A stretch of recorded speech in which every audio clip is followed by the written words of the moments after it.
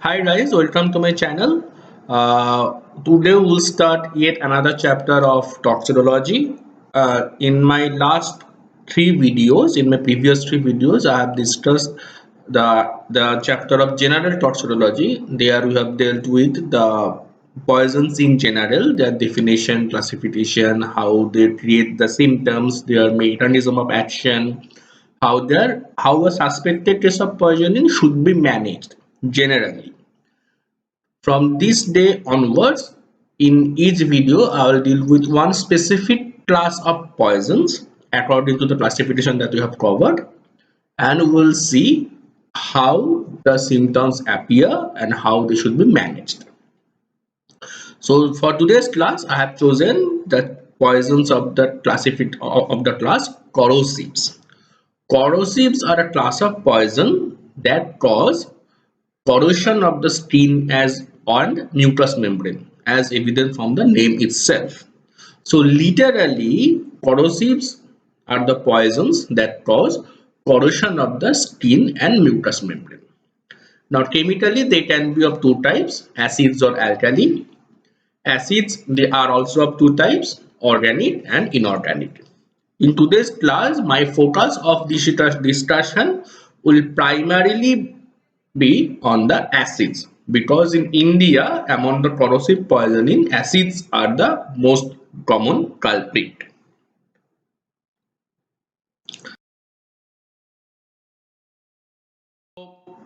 Any corrosive is a caustic. As the common misconception is that caustic means something alkaline, but that is not the case. Caustic and corrosive, they are synonymous. Just because potassium hydroxide is known as caustic potash and sodium hydroxide is known as caustic soda, caustic means alkaline, it's not fact. Caustic and corrosive are synonymous. So how they produce the injury when they fall on the skin or mucous membrane? There are three distinct phases. The initial phase is the acute inflammatory phase. It lasts for the first week. So what happens? First, there's the local mucosal erosion. The cells, they undergo necrosis. And this necrosis is caused by direct action of the acid or alkali, direct action of the corrosive, as well as due to vascular thrombosis. So this necrotic mucosa then sloughs off at the third or fourth day, resulting in an ulcer, and that ulcer, then there's a formation of a granulation tissue over that ulcer. Now in the second week, this granulation tissue is replaced by collagen. This marks the latent or late granulation phase. During this period, perforation is most common to occur. Perforation of what? Perforation of internal organ, mostly like stomach, or most commonly stomach, rarely esophagus. So chronic, then it is followed by chronic cicatrization phase. So in the chronic cicatrization phase, what happens? There is formation of excessive scar tissue around the injured area in the region of submucosa and muscularis mucosae. So due to this formation of the scar tissue, it can lead to contracture. That's why if you see the acid burn victims on whose face or hand acid has been thrown, their face or neck, this region, they are healed with excessive scar tissue formation, and there's always some degree of contracture. First we will deal with acids. Acids are potent desicants. Desicants mean they will cause the tissue to dry with the ability to produce coagulation necrosis of the tissue. This is a characteristic of acids. They cause coagulation necrosis with the exception of hydrofluoric acid. Hydrofluoric acid produces liquefactive necrosis just like the alkalis.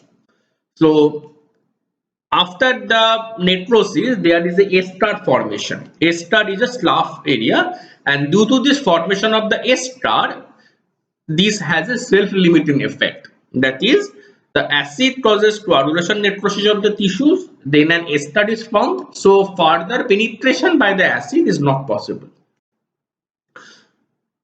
So what causes this corrosiveness of the acid? Initially, it was thought that pH is the most important factor. Lower the pH, higher is the corrosive effect. But there's an exception to that. That is normal lemon juice. Normal lemon juice has a very low pH, 2, but almost zero corrosiveness.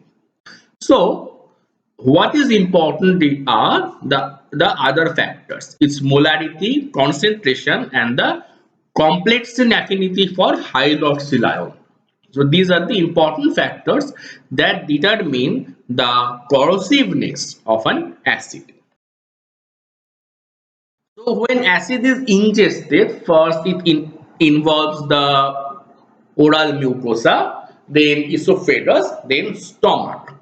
But it is seen that in ingestion of acid, stomach suffers more damage than esophagus due to two factors. Number one, there is rapid transit through esophagus, so the acid doesn't get much time to penetrate esophagus. Number one.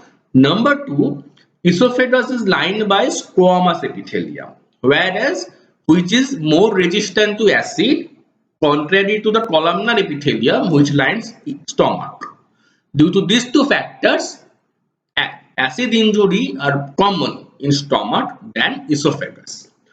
And the reverse is true for alkali ingestion.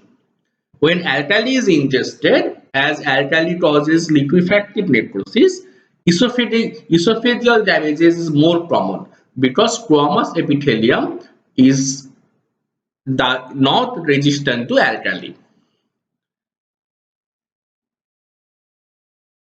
So we will first try the inorganic acid.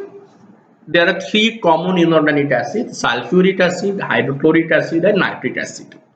So in these three, the sign and symptom, they are mostly same. So without going into repetition of the same information again and again, I have selected only sulfuric acid. So today I will discuss sulfuric acid, but the sign and symptoms and the management, they are same for the hydrochloric and nitric acids also. So sulfuric acid, the sources are how it can be obtained. It is one of the most widely used industrial chemical in India. It can be found in the storage batteries and many laboratories, etc. Fatal dose of sulfuric acid is 20 to 30 ml of concentrated acid. So this concentrated acid, when it comes in contact with water or any solvent, it liberates heat. This exothermic reaction, this heat also contributes to its injury formation. Now, what are the different clinical features? What happens if any person ingests sulfuric acid? First, there will be a burning pain from the mouth up to the stomach. Abdominal pain is very severe. Then it is followed by intense thirst. However, attempts at drinking water will produce violent retching and severe vomiting. These vomiters are usually brownish in color or coffee brown in color due to presence of the altered blood. Altered blood means the hemoglobin is reacted upon by the acid to form acid hematine. And these vomiters may also contain stage of the stomach mucosa. If there's accidental damage to the larynx during swallowing, as during swallowing there will be violent cough, regurgitation, there may be dysphonia, dysphagia, and dyspnea. Hoarse voice. Dysphagia means painful swelling, and dyspnea is respiratory distress. So tongue is usually swollen, blackish or brownish in color. Teeth, they become chalky white in sulfuric acid poisoning, whereas in contrast in nitric acid poisoning, the teeth, they usually become yellow because nitric acid, they usually impart yellow color on surfaces due to the xanthopoietic reaction. This is a reaction that you guys have performed in the first year biochemistry practical classes. So this is to remember. There may be constant drooling of saliva, which is indicative of esophageal injury. There is often acid spillage while swallowing, with consequent corrosion of the skin of the face, usually around the mouth, front of the neck and chest. Burnt skin appears dark brown or black. In contrast, in nitric acid poisoning, ulcers can appear yellowish in color. Features of generalized shock are usually apparent. Shock means there will be fall in the blood pressure, pulse will be weak but rapid, the skin will be cold and clammy. These are the general features of shock. Renal failure and decreased urine output can occur after several hours of circulatory collapse. That is, this renal failure is not due to direct effect of the acid. This renal failure is due to persistent shock if the shock is not managed. There is shock means the blood pressure is low. If it is not managed, so as the renal blood flow falls, the kidney will suffer injury. So there will be an acute renal failure and decreased urine output as a consequence of the untreated shock. If perforation of stomach occurs, the perforation is seen in a severe form of in acid injury. If then following the perforation of the stomach, from the stomach itself, the acid and other content that will be liberated within the peritoneal cavity, and that will cause an inflammation of the peritoneum. It is called chemical peritonitis. So peritonitis can be of two types. One is chemical, which is due to perforation of stomach and action of the content, acidic content. This is chemical peritonitis. And another one is an infective peritonitis, which is caused by infection of microorganisms. So here chemical peritonitis can result. It is clinically you can detect chemical peritonitis by there will be fever, abdomen will be there will be severe tenderness, and abdomen will be rigid, and there will be sluggish or almost no intestinal peristaltic sounds, and the only management is laparotomy. You have to open the abdomen and do a thorough abdominal toileting. If the patient recovers, there are usually long-term sequelae like the stricture formation in stomach. Stricture formation in stomach, which may lead to pyloric obstruction or antral stenosis or an hourglass deformity of the stomach.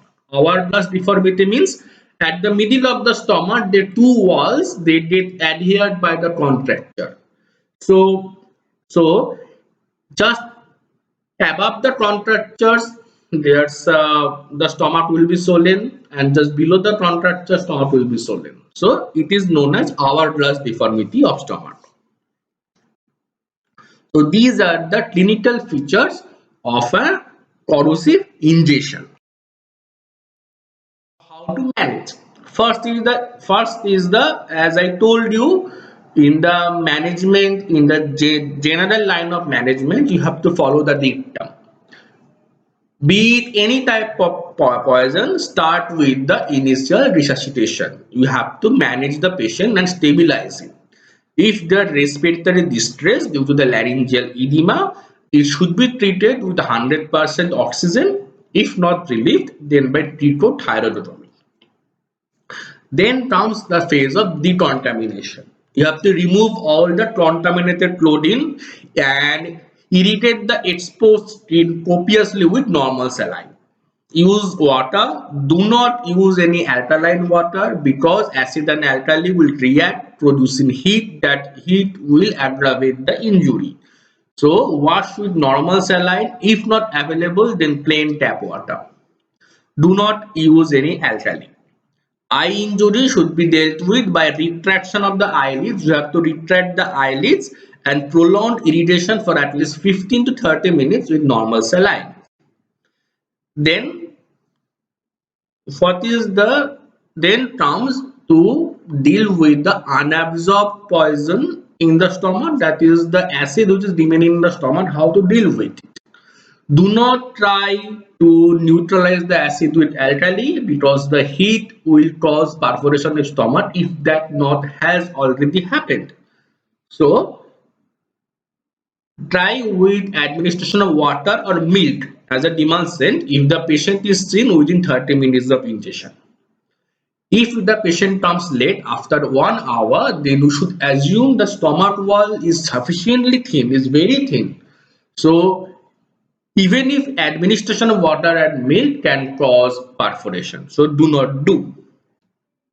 Contraindicated are oral feeds. Do not give any oral feed until the patient is well enough. Induction of vomiting.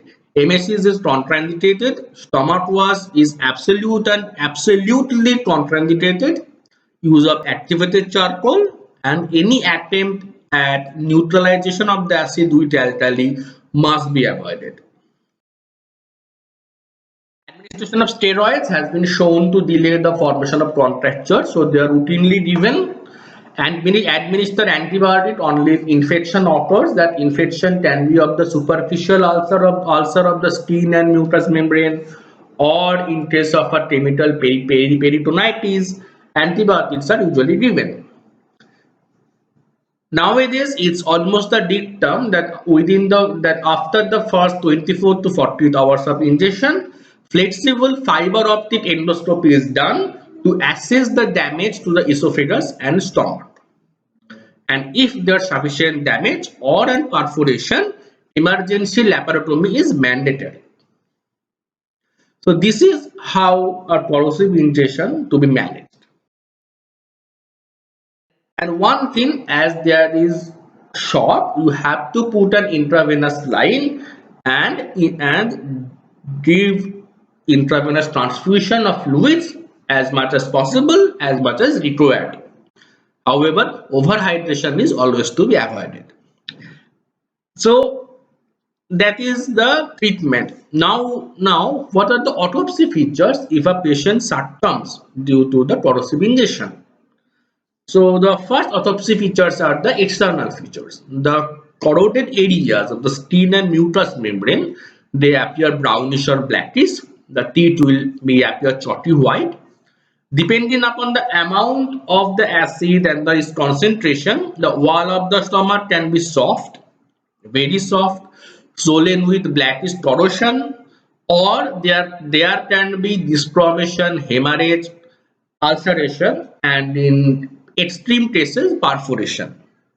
And occasionally the entire stomach can be converted into a black disintegrated mass as shown in the photograph. This black disintegrated mass is the stomach. There may be inflammation, necrosis, or perforation of any part of the GI tract.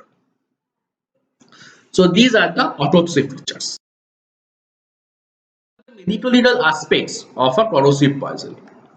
Accidental poisoning is more common because these agents are found in the house. They are found in many household products. Inquisitive toddlers or children, they are vulnerable to the alkaline corrosives because they are often kept under the sink or in old soda bottles in the many households. Suicidal poisoning is very rare because corrosive injection is very painful, and there's no logic in dying such a painful death by your own volition.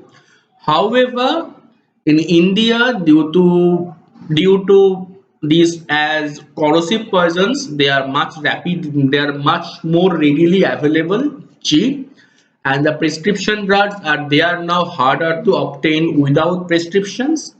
So these still in India are a method of suicidal death, not suitable at all for the homicidal purposes, because acids or alkali, be whatever it is, they can be readily uh, identified by the smell, and their effects are too immediate and too violent, so they are not at all suitable for homicidal purpose. Prolonged exposure of the vapors in the industrial setting, in the industry where these acids are used for as battery, they can lead to respiratory complications. And one more is that disposal of dead body is often done by using the acids. There have been many cases where a dead body is stuffed into a drum full of acid for a days, and after some days that drum is emptied into a junkyard. However, this doesn't work because all of the DNA are not damaged from the teeth or hair. DNA can be salvaged and identification can be done. And one much more important medical importance of corrosives is that they are used in vitriolage. Vitriolage means throwing of an acid on the face or any body part of an individual in order to cause disfigurement or blindness. The motive is usually revenge or jealousy. Sulfuric acid is most commonly used. That's why it is called vitriolate, as sulfuric acid is known as oil of vitriol. Other acids are also can be employed. In fact, any corrosive can be organic acids, alkali, irritant plant juice, be whatever it may be, can be used.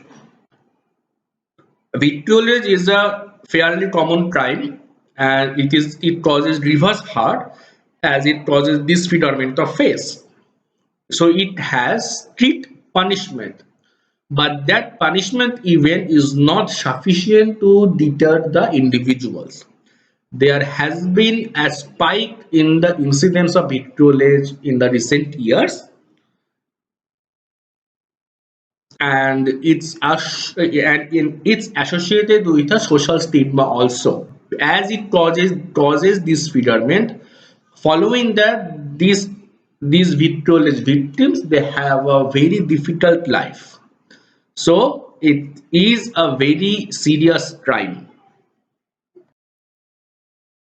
So after inorganic acids, we will take now move on to the organic acids. We will deal with two common organic acids, carbolic acid and oxalic acid. Carbolic acid it looks like a colorless needle light crystals which turns pink and liquefy when exposed to air. However, commercial phenol is known as phenyl. It contains 5% phenol in water and it's a brownish liquid. It contains impurities like cresol, and it has a strong odor which is known as hospital odor. Its derivative is Lysol. Lysol has a pleasant smell due to the added cosmetics, and Lysol has lesser concentration of phenol. The uses of carbolic acid are antiseptics and disinfectant. In the 18th century, Lord Lister first advocated use of carbolic acid as disinfectant, especially for the hospital wall, floor, furnishing, glassware, instruments, etc. Phenol is a commonly used preservatives in the injectable medications like glucagon, pethidine, neostigmine, quinidine, etc., and also in the pharmaceutical industry. This is phenol is supposed to look like In our department, we have a specimen of phenol which will be given to you in the practical exam to identify. Our specimen is a much darker in color, almost black, as it's a very old sample. Usual fatal dose is 25 to 50 ml of the household phenol or 60 to 120 ml of Lysol. Toxidotynetics, carbonic acid is rapidly absorbed through the GI mucosa, lungs, and even intact skin.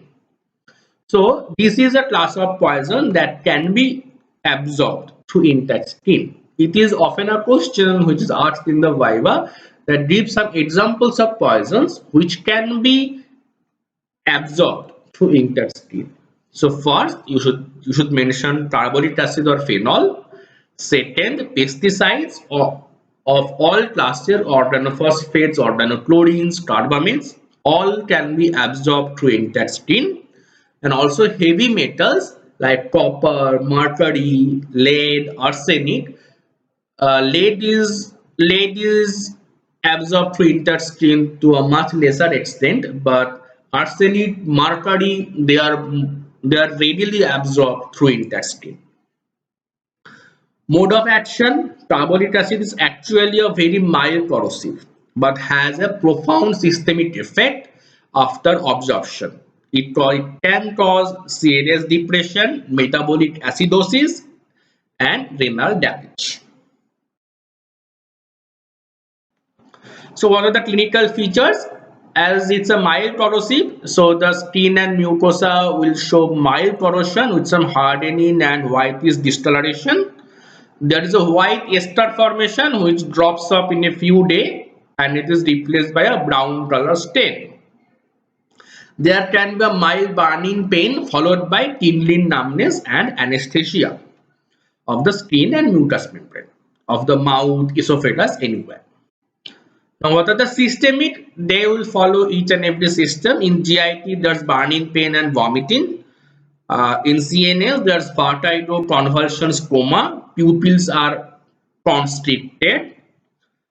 Respiratory system, there can be tachypnea, bronchospasm, and pulmonary edema.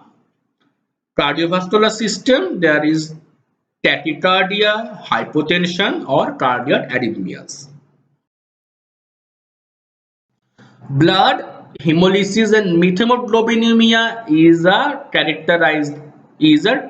salient feature of carbonic acid poisoning. Metabolic complications are mainly hypothermia and metabolic acidosis. Hepatorenal complications, there's oliguria with scanty urine, which turns greenish and brownish on exposure to air because the phenol undergoes metabolism to form hydroquinol and pyrrotactacol. This feature, this color change of urine on exposure to air, this is known as carboluria. So urine is usually colorless, but if it's exposed to air, it will turn green or brown due to formation of these phenolic metabolites. This feature is known as carboluria. Later, there's renal and hepatic failure.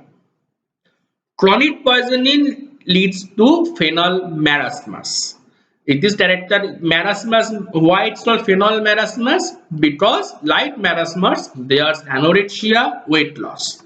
There's also headache, vertigo, dark urine, and pigmentation of skin and sclerae. Black pigmentation. This black pigmentation of skin and sclerae is known as ochronosis. So ochronosis is a feature of chronic phenol poisoning. So how to manage carbonic acid poisoning? As carbonic acid can be absorbed through intact skin, first decontaminate the skin by copious washing with normal water or normal saline. Stomach wash can be done with caution, preferably with sodium or magnesium sulfate. It can be done as it's a very mild corrosive. Activated charcoal can be given. If there's methemoglobinemia, it needs to be treated with methylene blue. If there's convulsions, they can be managed with benzodiazepines or barbiturates.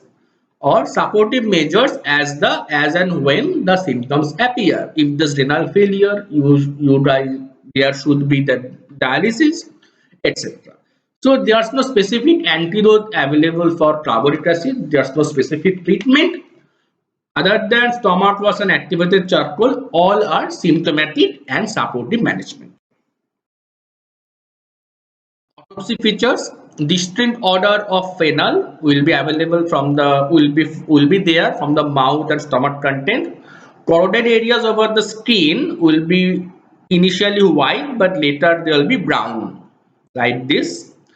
Gastric mucosa is grayish white, swollen and leathery. It is not soft or friable, but with Lysol poisoning, it is soapy and soft.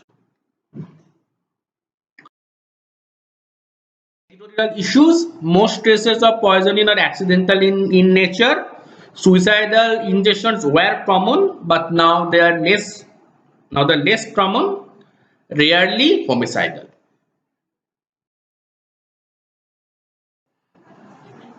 The next acid in line is the oxalic acid. Oxalic acid is found naturally in the plants and vegetables such as rhubarb, spinach, etc. And they are used in paint or stain removers, rust instant removers, ceramic industries, etc. Oxalic acid, they are available in two varieties. One is amorphous variety like this one. Here you can see it's a white powder. However, tiny crystals can be seen which are reflecting light. This one variety is available in our department, which will be shown to you. It looks like common sugar that are available in our house. And another variety are the crystalline variety. These are the elongated needle-like oxalic acid crystals. This is also another variety. Or there is also liquid variety. When this crystal is exposed to air or dissolved, it turns liquid. This liquid oxalic acid has moderate corrosive action on the skin and mucosa. Systemic absorption leads to hypocalcemia because oxalic acid combines with calcium to form calcium oxalate. So all the calcium, they are spent up in formation of the calcium oxalate. So hypocalcemic tetany is seen, and also these calcium oxalate crystals, they are deposited in liver, causing liver damage, in kidney, causing kidney damage, renal stones or renal obstruction at the pelvis, and they are also found in the urine.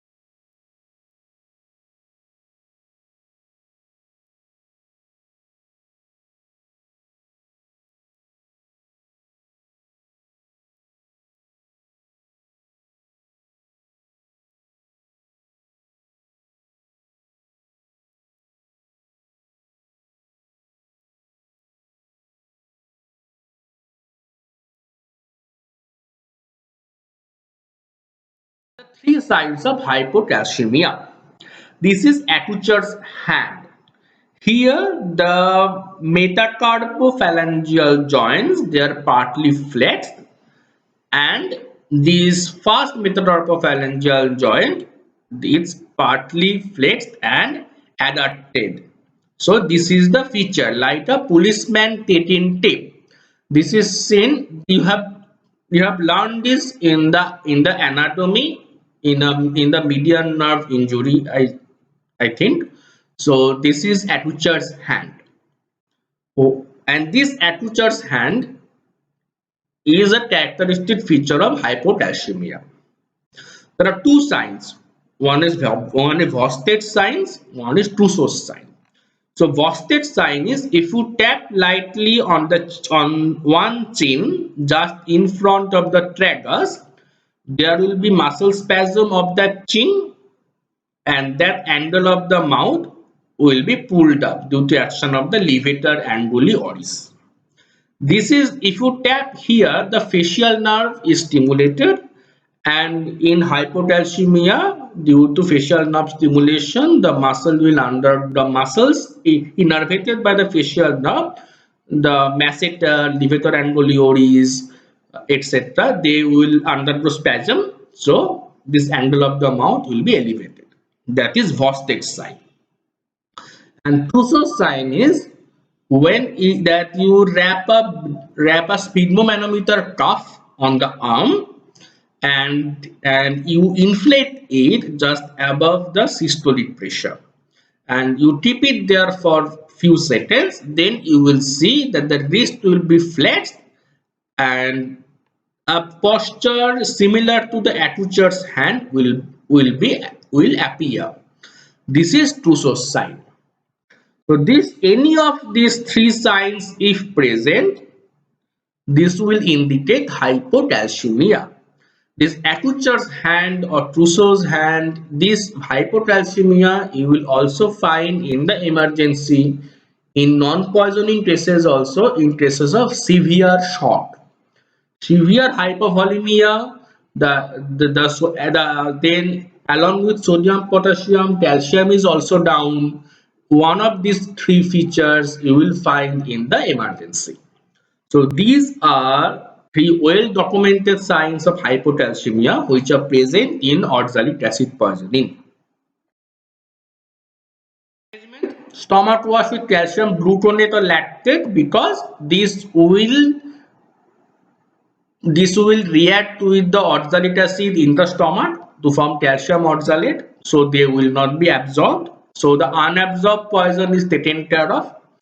For the absorbed poison, antidote calcium gluconate IV, there's formula of 10 ml of the 10% calcium gluconate solution is given slowly by IV for 10 minutes. So 10 ml of 10% calcium gluconate solution given intravenously over 10 minutes. Dialysis or exchange transfusion in case of renal failure and affected skin and eye should be washed copiously with water. Autopsy features scalded mucosa of the GI tract, mainly stomach. There is brown or black color due to acid hematine. In case of oxalic acid poisoning, in very rare instances, in the gastric mucosa, the entire capillary network of the gastric mucosa, they are visible as black streaks due to formation of this acid hematine. Crystals of calcium oxalate can be demonstrated in the scrapings of the mucosa if examined with a polarizing microscope. Whitish or yellowish discoloration of the corroded areas. Renal damage can be diagnosed by microscopy. There's loss of the corticomedullary differentiation, and calcium oxalate crystals can be there in the urine also. So that's how oxalic acid poisoning can be identified in autopsy. Actually, in autopsy, what we will diagnose is a corrosive poisoning. There will be corrosion of the skin around mouth or neck. There can be brownish or blackish ulcers. There will be corrosion of the oral mucosa. The tongue will be brown or black. The teeth will be chalky white. There will be esophageal injuries or gastric mucosal injuries. It can be leathery in case of carbolic acid, black with black streaks of the capillary network in the wall in case of oxalic acid, or just soft and thin in case of any corrosive poisoning. In severe cases, black disintegrated mass with perforations.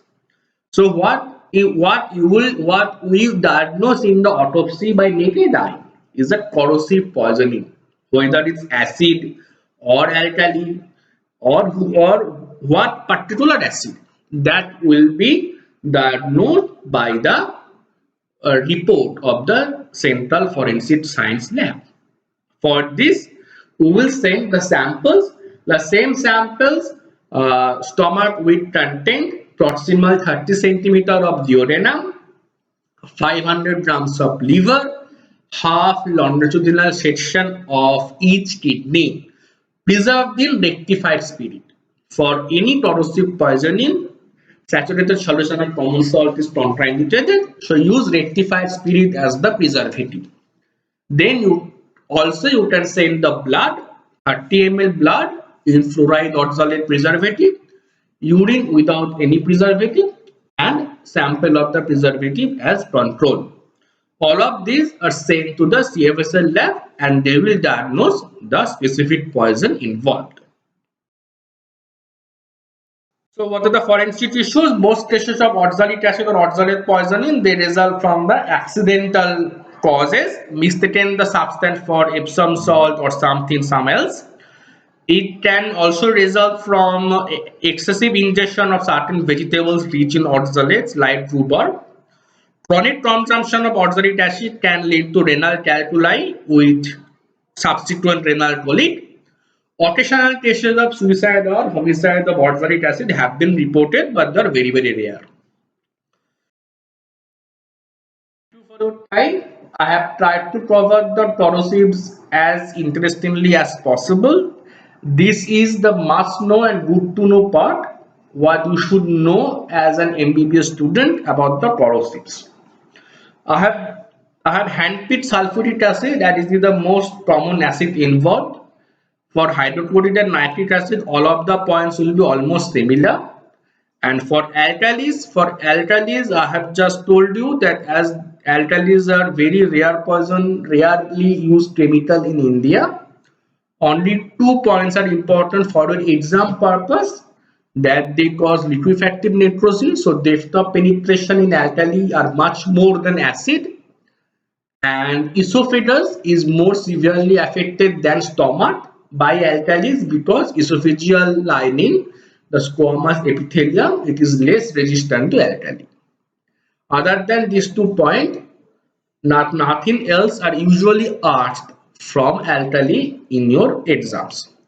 So go through the book, and if you have any questions, feel free to reach to me. Thank you very much. Have a great day.